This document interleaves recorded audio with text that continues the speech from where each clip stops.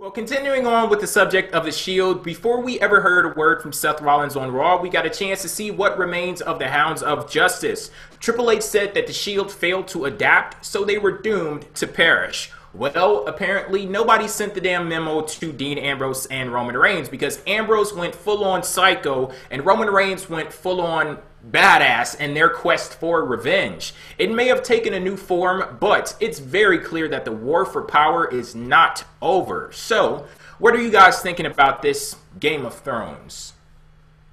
I don't particularly care about anything that they said because it was all pretty much expected. I think that this entire thing is going to be really good for Dean Ambrose because it gives him a little bit more shine in order for him to break away himself as an individual talent, not necessarily as an individual star, but it gives him more room to blossom in his character. For Reigns, I know I said a minute ago I'm of the opinion that Seth Rollins needs a little bit of work with his mic skills. Reigns, when he's cutting sustained promos like he did yesterday, he needs a hell of a lot of work. He fucking smiled before the promo happened. He had different tone patterns and things throughout his promo, and it didn't come off as believable as I would have liked it to. So once he tweaks that and gets that together, he'll be ready. It'll be on like gangbusters. But right now, he just needs a little bit of tweaking to do. Yeah, I think Dean Ambrose's character still needs a little bit of work, and he needs to kind of hone it in more for his promos. Call me the mark, but I was wildly impressed with Roman Reigns on the mic. Very good. His promo there was great. He had a lot of good stuff to say. I think it really worked.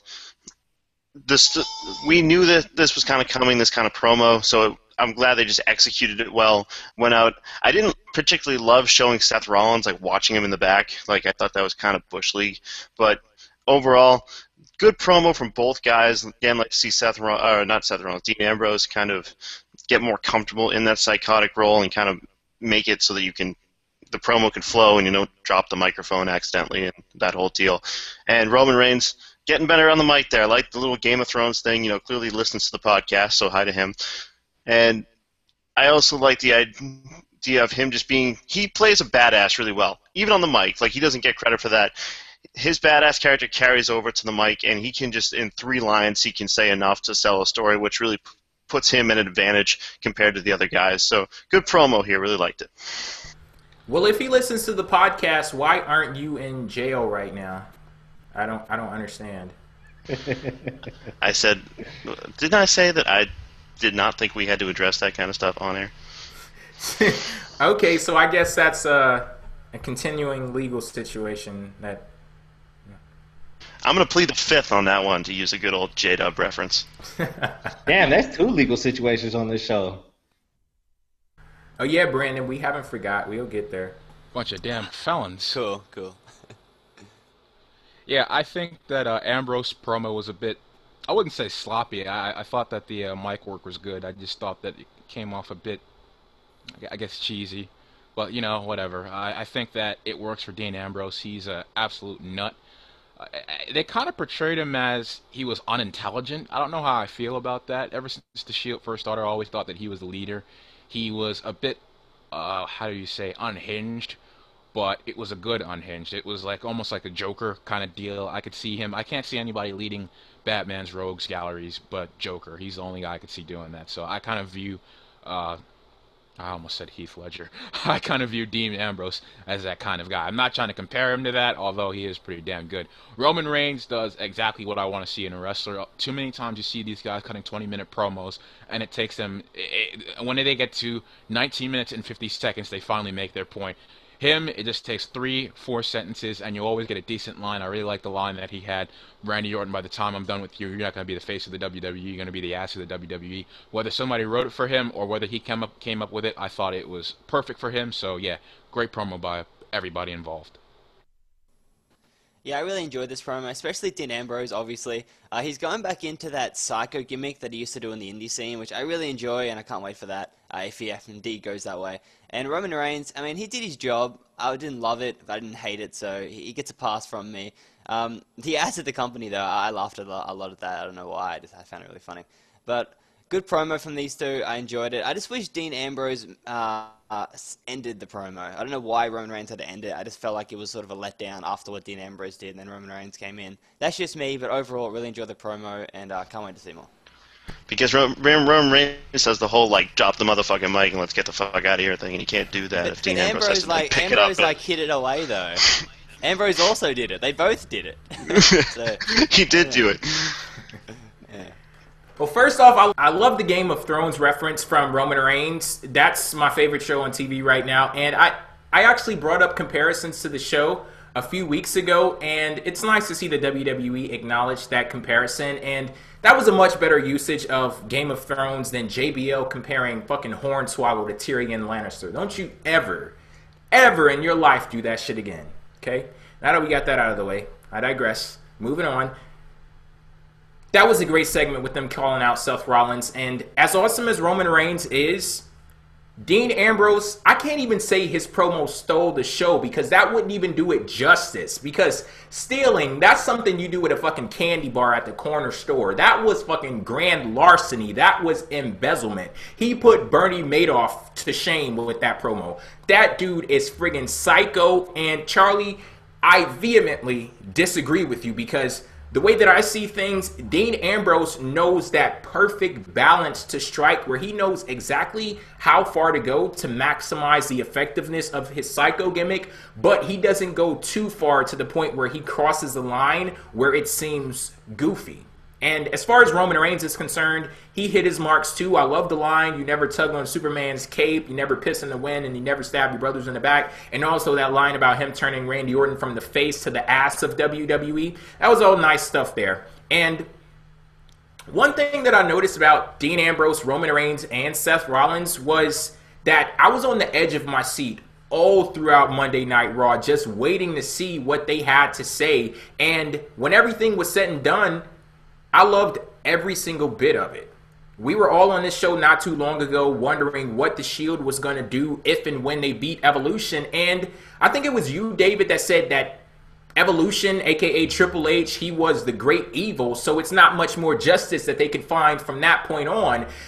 And once again, WWE was faced with the situation of trying to find a way to keep the Shield fresh and interesting. And once again, they knocked it out of the friggin' park. Loved it. Well, maybe I'm just a grudge-holding person, you know. Yes, you are. Yeah. I wouldn't expect anything less from you, David. This is you. This is who you are. It's not even... Actually, I don't even think grudge is the right context for this situation. This is more of a pride and logic situation. But I mean, besides that, I just cannot wait for Seth Rollins versus Dean Ambrose. Give those guys like half an hour. I cannot wait for that match. It's going to be great. Actually, I think you're going to be sadly disappointed when Triple H and Roman Reigns get, like, the half an hour. I mean, they'll get half an hour, but the match won't be as good. So well, it looks like we need Tag Team Teddy. Oh, God. At this point, if this many amount of people are going to quit or get hurt, who knows? Maybe even Heath Slater's going to get a 30-minute match. Okay, alrighty. Ain't nobody got time for that. Yeah, but seriously, I love how deeply invested they are in this adapt or perish mantra in this feud, because if you look at both sides, you have that sense of urgency and that desperation sometimes that keeps the dynamics changing from step to step. Here you have Triple H. He couldn't beat the Shield with Evolution, so what does he do? He picks off a member of the Shield, brings him into his camp, and then you have Rollins. He's outside of his element right now, so he has to now adapt without having that backup and that system of support with the Brotherhood that the Shield provided. And then with the Shield, Rollins, he's described as the architect, the glue that holds everything together. Here you have Brandon on the show now saying that Seth Rollins, he was the Shield. He was the most important member there. So we're going to have to see if they can develop from this point, adapt and evolve without Seth Rollins. And from the way that it looks on Monday, it looks like they're off to a pretty good start. They're never going to give up. Here's when, if you thought I was a mark for Seth Rollins, here's when it's really going to come in. I wanted so bad for John Cena to team with them, and he did. And I wanted so bad for the fans to just turn on them. So bad. Like, I want Rollins to get as easy push as he can get. What a mark! Oh my God! Well, Are you kidding me? You're gonna sacrifice their careers for him? Dean Ambrose can come back. He can come back as a heel. Roman Reigns, he can get hurt from this. So just push Cena with him as much as you want. Just let Rollins do what he needs to do. But besides that, I'm okay with it with Cena. You know what? As great as you think this little partnership is with Seth Rollins and Triple H, I'm going to go ahead and state right now, I do not think this is going to end well for Seth Rollins. He may be basking in the limelight right now, but the way I see things, the reason why he was chosen to join Evolution, the Authority, whatever the hell you want to call it, basically aligned with Triple H, is because of 2 reasons. And one of those reasons is because everybody knows Seth Rollins to be the architect. They know him to be the glue that holds the Shield together. So 1, he can cause the most damage to the Shield.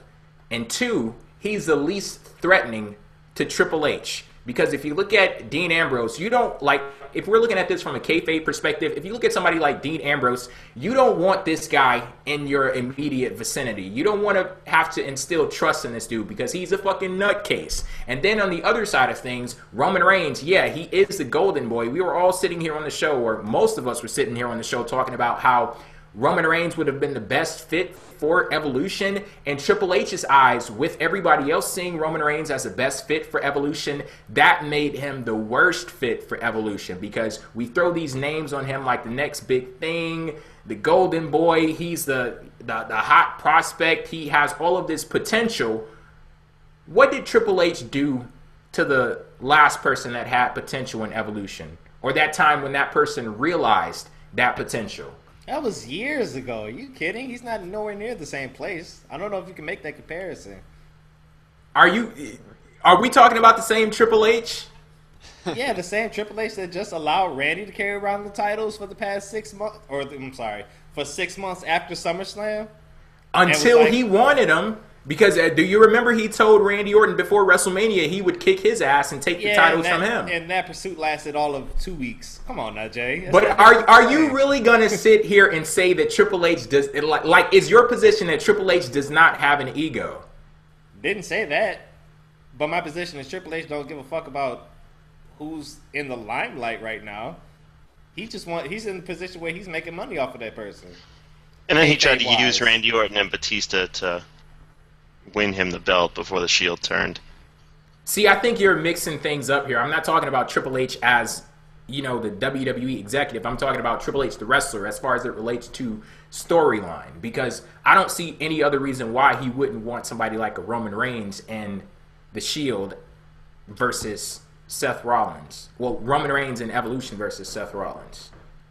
But yeah, that's it, Brandon. So you may be happy right now, but the way that I see this, they're going to use Triple H, they're going to use Seth Rollins up and toss his ass to the sid when they get what they want out of him. Or wait till that Seth Rollins versus Roman Reigns match gets booked. He's teamed up with Triple H, so I'm just going to assume it's all good for Seth Rollins, and we'll go from there. You go ahead and assume that. You go ahead and scream from the rooftops, because that's going to make it even better, your reaction, when he gets his ass beat. Just like that whole situation with The Undertaker at WrestleMania. Yeah. The Greek tragedy of Seth Rollins. I was waiting for it. I totally set you up for that one.